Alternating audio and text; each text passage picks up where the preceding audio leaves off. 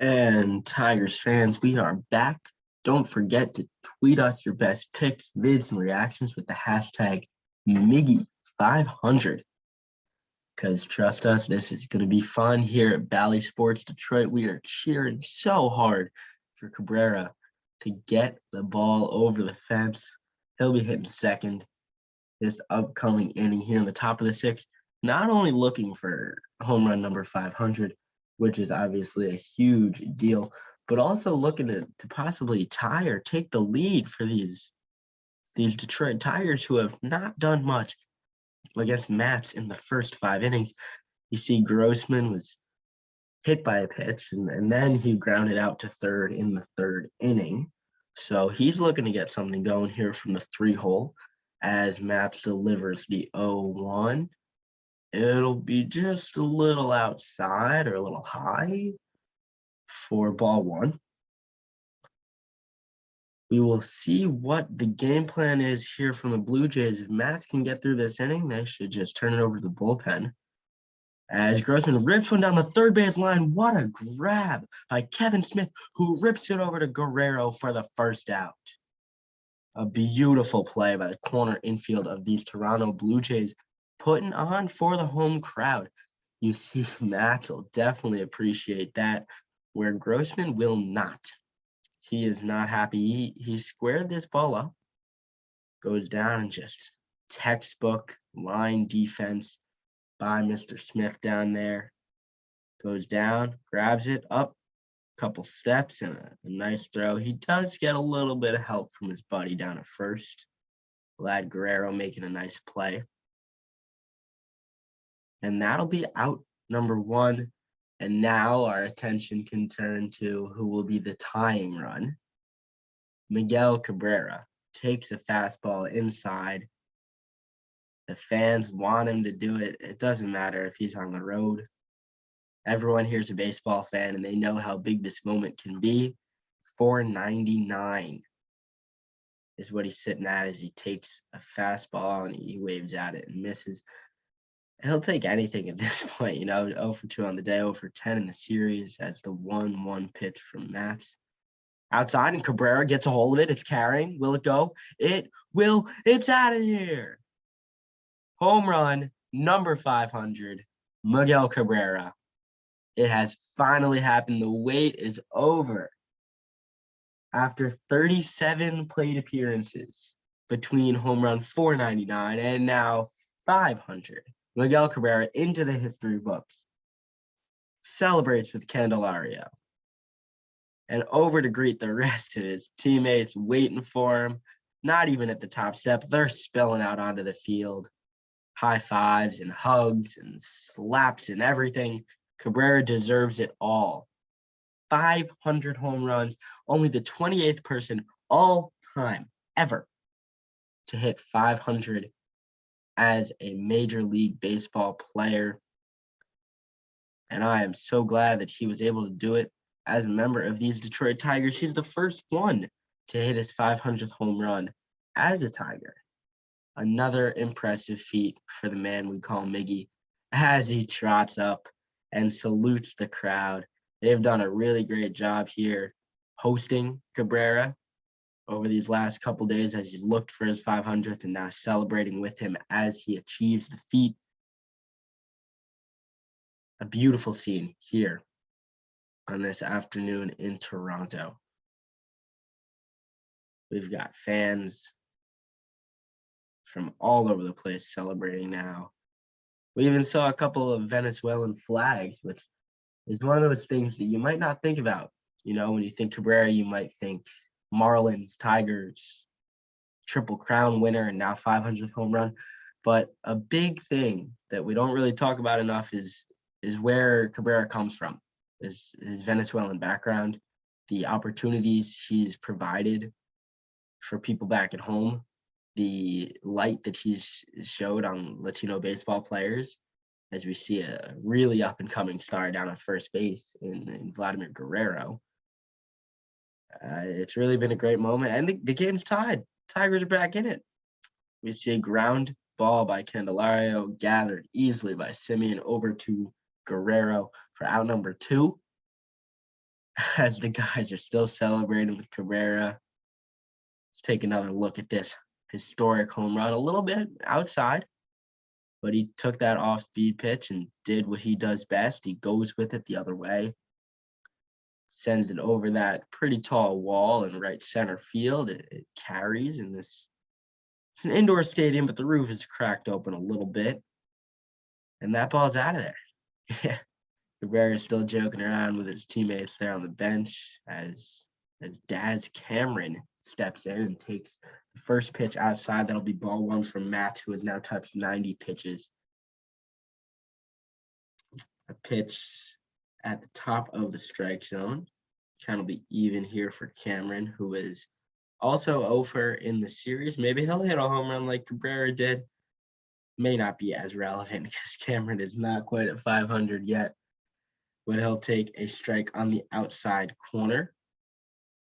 Looks like things have settled down in the dugout a little bit. Cabrera will get to enjoy this moment for the rest of the game. Hopefully the Tigers can get a win out of it.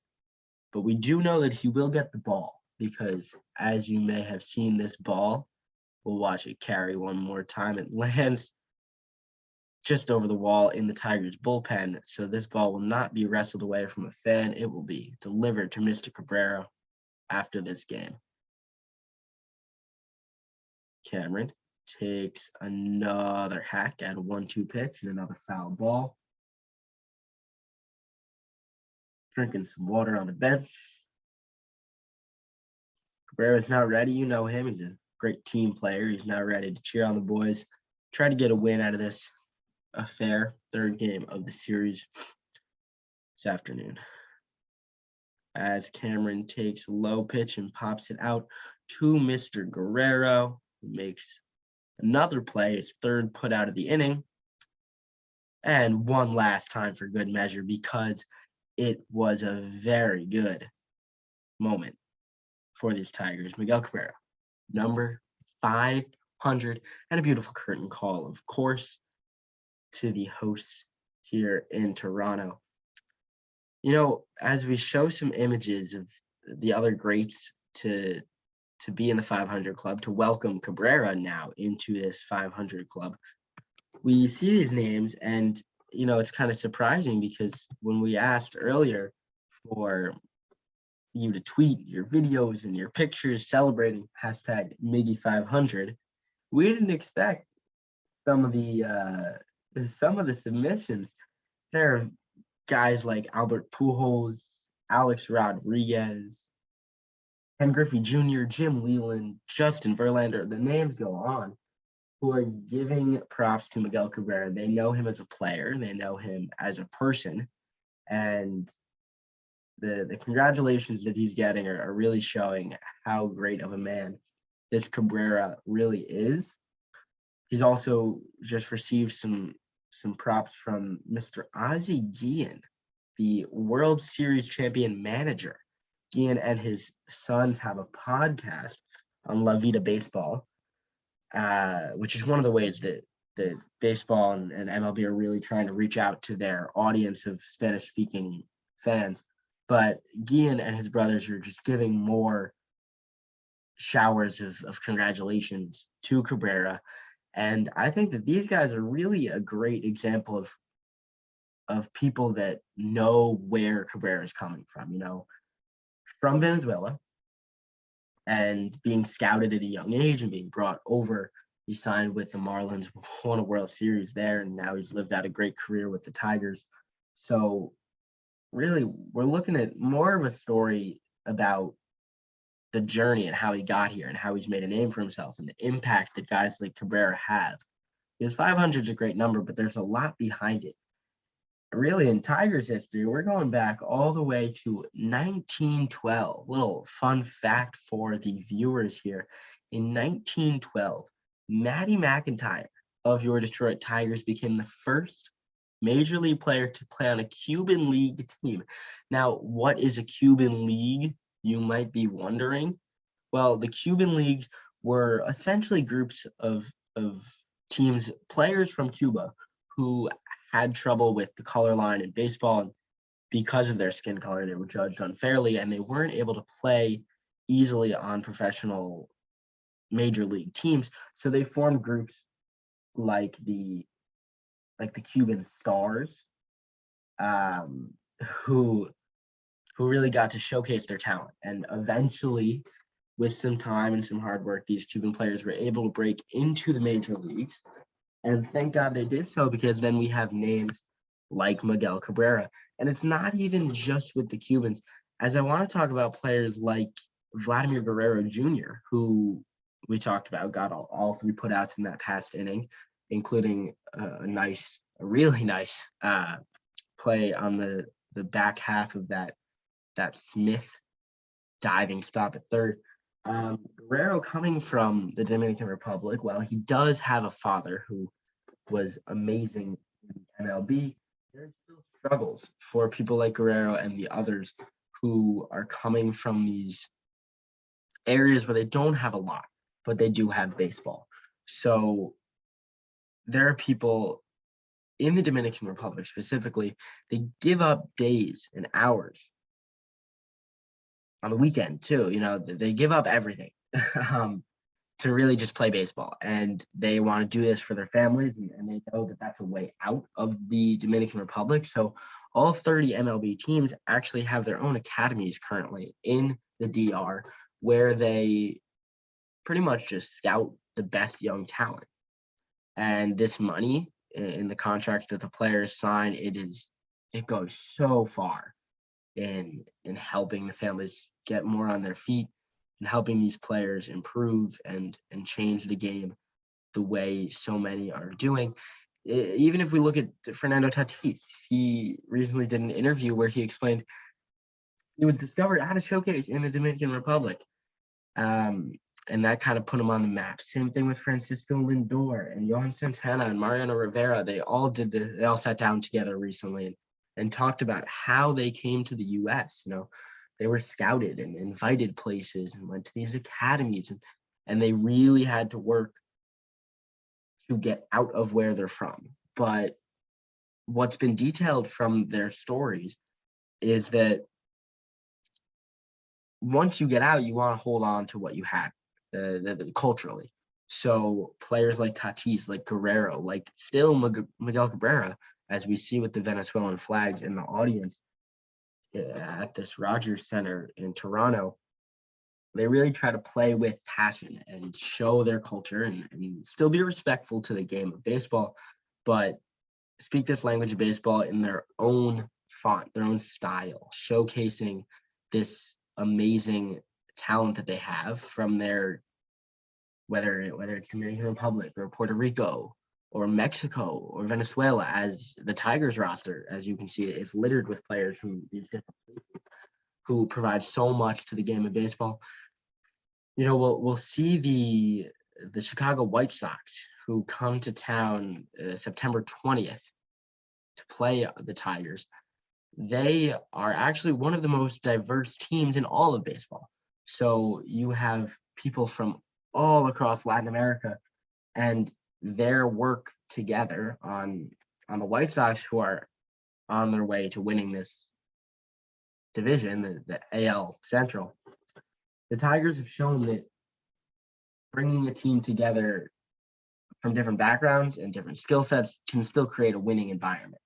So when they bring, as Lucas Giolito has described, he's been able to learn from these other cultures. And it's been able to be a really special environment for players like him to learn from his peers like Luis Robert, like Eloy Jimenez, from different places in the world. And one big thing that they've talked about is the food, and how the different dishes that each person can bring in can really create this culture of baseball that's not just American, it's not just white, like so many used to fight for back in the days of segregation and Jim Crow and of color lines in baseball.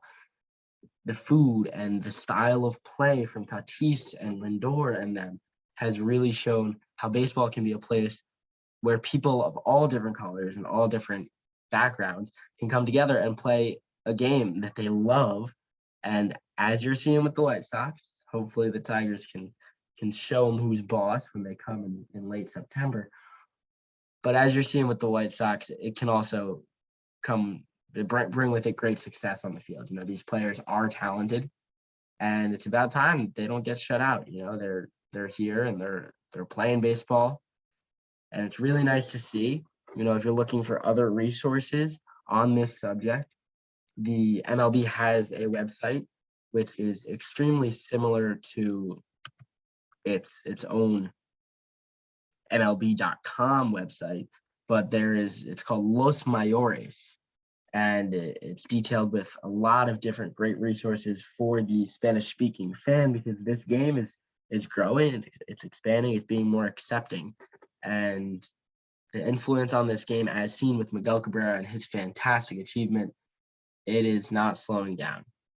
So congratulations to Miguel Cabrera, congratulations to his family, congratulations to every young ball player from places like Venezuela who want to make a difference, because clearly it is possible.